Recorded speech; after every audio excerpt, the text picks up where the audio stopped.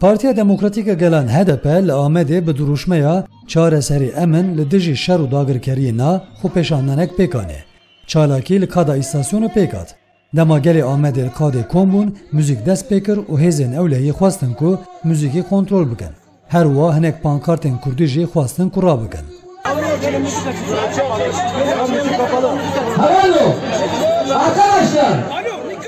Di mîtingê da Hevserokê Kongre Civaka Demokratîk Berdan Öztürk, Hevseroka Partiya Herêmên Demokratîk Saliha Aydeniz, Hevserokê HDP Mithat Sancar axifîn. Sedemavê krîzê ev deshilatdara ev hikmeta faşîst ya AKP MHP derman digere. Parlamentera HDP Remziye Tosun, endamê Meclisa HDP Raci Bilici, Parlamenterê HDP Ömer Öcalan û Parlamentera HDP Dersim Dax ji bo daxwazên wan nêrînên xwesanên ziman.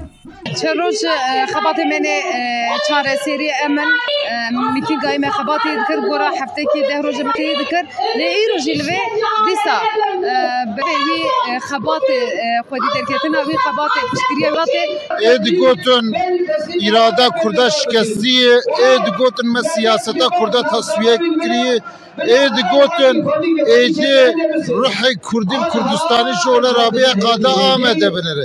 Îro la Amed sibe li Stenbolê.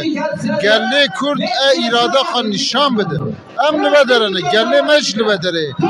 Ve êrişê bi zulmê, bi zordarî kes li Kurdistanê ser neketiye. Ev mîting îro dijî şer û dagirkeriyê hat darxistin û me îro carekê dît ku gelê Amedê gelê Kurd ne dagirkeriya Tirkiyeya li ser başûr qebûl dike ne jî polîtikayên ku şer li ser gelê Kurd tê meşandin qebûl dike. Piştî axaftinên siyasî hunermend Murad Demîr derket ser dike û gelê li kadê li ber muzîkê dest bi govendê kirin. Partiya Demokratîk a Gelan HDP li Amedê çalakiyekî bi girseyî pêkanê di ew çalakî de daxwazên aşîtiyekî mayînde û bi rûmet û her wa çareseriyekê demokratîk bo gelê Kurd û Tirkiye hate talebkirin. Ferhat Mehmetoğlu, Kursat News, Amed.